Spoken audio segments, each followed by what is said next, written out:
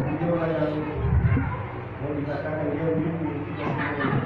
Alhamdulillah atas kesempatan yang diberikan pada malam hari ini kepada beliau juga. Kami sangat berterima kasih karena sekian lama kita tidak tahu bertemu. Adapun acara ini, acara taklim ini, insya Allah kita akan selalu lakukan setiap malam Ahad, tapi di berbagai tempat.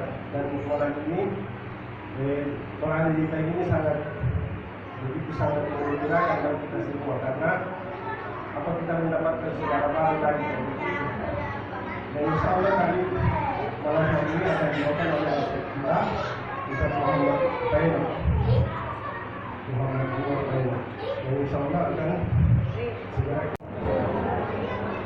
Alhamdulillah, nahmaduhu wa nasta'inuhu wa nastaghfiruh wa na'udzu billahi min shururi anfusina wa sayyiati a'malina. Man yahdihillahu fala mudilla lahu wa man yudlilhu fala hadiya lahu. Asyhadu an la ilaha illallah wahdahu la syarika lahu wa asyhadu anna Muhammadan 'abduhu wa rasuluhu alladzi la nabiyya ba'dahu. يا أيها الناس اتقوا ربكم الذي خلقكم من نفس واحدة وخلق منها زوجها وبث منهما رجالا كثيرا ونساء واتقوا الله الذي تساءلون به والأرحام إن الله كان عليكم رقيبا. يا أيها الذين آمنوا اتقوا الله وقولوا قولا سديدا يصلح لكم أعمالكم ويغفر لكم ذنوبكم ومن يطع الله ورسوله فقد فاز فوزا عظيما. أما بعد فإن أصدق الحديث كتاب الله وخير الهدي هدي محمد صلى الله عليه وسلم وشر الأمور محدثاتها وكل محدثة بدعة وكل بدعة ضلالة وكل ضلالة في النار. Pada yaumul qiyamah, kezaliman itu adalah merupakan kegelapan orang nanti di hari kiamat. Kezaliman adalah merupakan kegelapan bagi seorang nanti di hari kiamat. Kemudian Allah Subhanahu Nabi Sallallahu Alaihi Wasallam juga bersabda dalam sebuah hadis juga, dalam sebuah hadis ya, hadis Nabi SAW beliau bersabda, Inna Allah harrama ala nafsi dzulman. Sesungguhnya Allah Subhanahu wa taala mengharamkan atas dirinya itu kezaliman. Wa ja'altuhu bainahu muharraman. Dan Allah Subhanahu wa taala menjadikan keharaman itu sesuatu yang diharamkan oleh Allah bagi setiap hamba. Wa idza dzabihtum fa'ahsinu dzibha. Kalau kalian menyembelih, maka sembelih dengan cara yang baik. Wa idza qataltum fa'ahsinu dzibha. Kalau kalian membunuh, maka bunuhlah dengan cara yang baik. Fal yahidda ahadukum syafratahu wal yurid dzabihatahu. Dalam seorang itu menajamkan pisaunya kalau dia menyembelih dan menggembirakan binatang sembelihannya. Jadi ketika kita menyembelih tidak boleh dengan pisau tumpul, apalagi kalau kita menyembelih di hadapan binatang yang lain yang akan kita sembelih, itu satu kezaliman kepada binatang yang lain tersebut.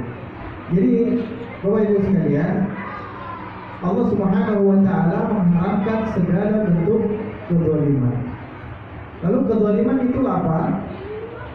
Kezaliman itu adalah waqfu syai' fi ghairi mawdi'ihi. Meletakkan sesuatu bukan pada tempatnya. Jadi misalnya anting-anting ya, mestinya dipasang di telinga, ditaruh di hidung misalnya. Itu namanya meletakkan sesuatu bukan pada tempatnya. Itulah kezaliman.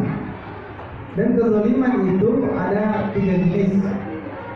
Ada 3 jenis. Yang pertama adalah zalim kepada Allah Subhanahu wa ta'ala. Kemudian yang kedua adalah zalim kepada sesama makhluk. Dan yang ketiga adalah zalim kepada diri diri sendiri. Zalim kepada Allah Subhanahu wa taala bukan berarti kita bisa berbuat zalim kepada Allah, bukan itu yang dimaksud. Maksudnya zalim kepada Allah Subhanahu wa taala adalah berbuat syirik kepada Allah Subhanahu wa taala. Sebagaimana ayat Allah Subhanahu wa taala berfirman, ya, inna kesyirikan itu adalah kezaliman yang paling besar. Ya. Dalam surah Luqman itu, Luqman menasihati anaknya, ya bunayya inna syirka la dzulmun 'adzim. Wahai anakku, janganlah kalian engkau berbuat syirik, karena sesungguhnya syirik itu adalah kezaliman yang paling besar. Jadi Bapak Ibu sekalian, ketika orang berbuat syirik, maka dia telah berbuat zalim kepada Allah. Kenapa? Karena Allah Subhanahu wa taala adalah satu-satunya yang berhak beribadah, diibadahi, ya. Satu-satunya zat yang berhak untuk diibadahi. Ketika kita memalingkan ibadah, satu bentuk ibadah sekecil apapun, maka itu termasuk kepada selain Allah SWT, maka itu termasuk kezaliman. Dalam sebuah riwayat ada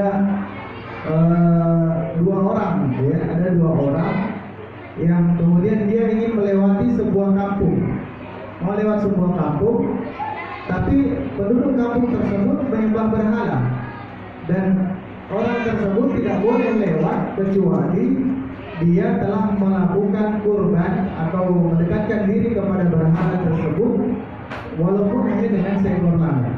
Orang yang pertama ditahan, kamu tidak boleh lewat di sini kecuali kau telah berkurban untuk berhala kami. Saya tidak punya apa-apa. Orang tersebut menjawab, saya tidak punya apa-apa. Berkurbanlah walaupun hanya dengan seekor lalat sekalipun. Orang itu berpikir, ya, jadi tidak boleh berkurban walaupun hanya seekor lalat. Dia tangkap lalat, kemudian dia potong di hadapan berhala itu. Kemudian orang itu pun lewat, selamat. Orang yang kedua ditahan lagi. Kamu tidak boleh lewat di sini kecuali kau telah berkurban kepada berhala-berhala kami.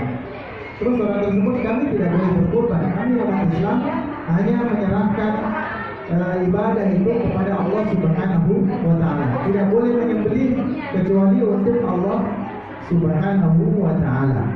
Maka kalau begitu kamu saya bunuh. Kamu saya bunuh. Tidak boleh lewat di sini dan kamu saya bunuh.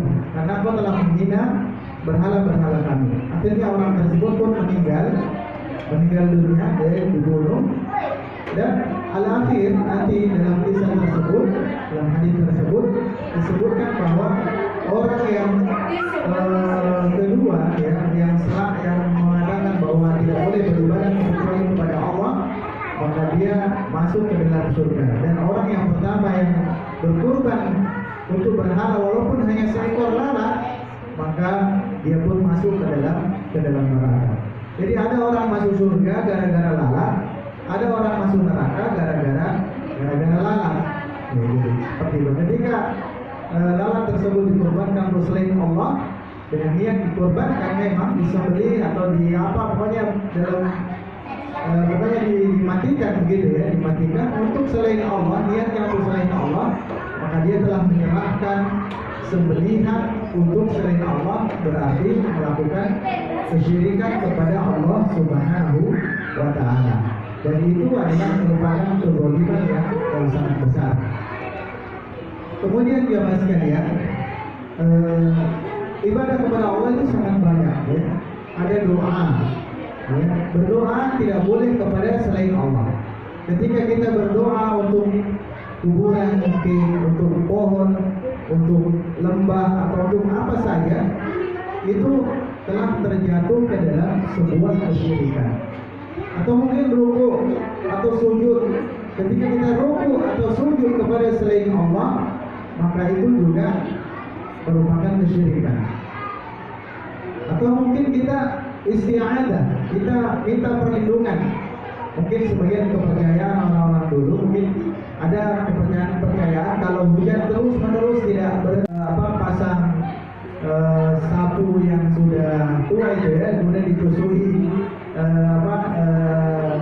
lombok atau bawang, mungkin supaya untuk menolak hujan katanya. Dan seperti itu juga merupakan kesyirikan kepada Allah Subhanahu taala. Walhasil bahwa tidak boleh menyerahkan ibadah sekecil apapun kecuali hanya kepada Allah Subhanahu wa taala. Allah Subhanahu wa taala berfirman, "Qul inna sholati wa nusuki wa mahyaya wa mamati lillahi rabbil alamin." Katakanlah wahai Muhammad, sesungguhnya inna sholati, sholatku, wa nusuki, dan sembelihanku, wa mahyaya, hidupku, dan matiku, lillahi rabbil alamin, hanya untuk Allah, Rabb seluruh alam semesta. Jadi kita serahkan semua ibadah kepada Allah Subhanahu wa taala. Kalau kita susah, kembali kepada Allah Subhanahu wa taala. Kalau kita kemudian dalam keadaan punya masalah, kita kembali kepada Allah Subhanahu wa taala. Kita tidak boleh kembali kepada dukun atau pergi ke tempat-tempat keramat atau apa. Yang jelas bahwa itu semua adalah ibadah kepada Allah, isti'adzah, istighosah, semua ibadah kepada Allah Subhanahu wa taala. Kemudian ya Mas sekalian, yang kedua adalah zalim kepada diri sendiri. Zalim kepada diri sendiri juga dilarang dalam ilmu fikih, dalam mazhab Syafi'i. Tidak boleh seseorang berwudu kemudian dia hempaskan air ke wajahnya. Dia percikkan air ke wajahnya dengan keras begitu ya. Tidak boleh menzalimi diri sendiri dengan cara seperti itu. Pernah satu ketika datang 3 orang kepada Nabi Shallallahu Alaihi Wasallam dan bertanya, datang dulu kepada Aisyah radhiyallahu anha dan bertanya, wahai Aisyah, tolong sebutkan kepada kami, ceritakan kepada kami bagaimana cara ibadahnya Nabi Shallallahu Alaihi Wasallam. Kemudian Aisyah mengatakan ibadahnya Nabi Shallallahu Alaihi Wasallam tersebut adalah ibadah yang paling bagus, ibadah yang paling lama. Kalau beliau sholat malam sangat panjang sekali, baru kemudian beliau rukuk dan sujud. Kemudian kalau siang beliau berpuasa, kalau setiap saat beliau berzikir, beristighfar kepada Allah Subhanahu Wa Taala. Kemudian orang-orang tersebut mengatakan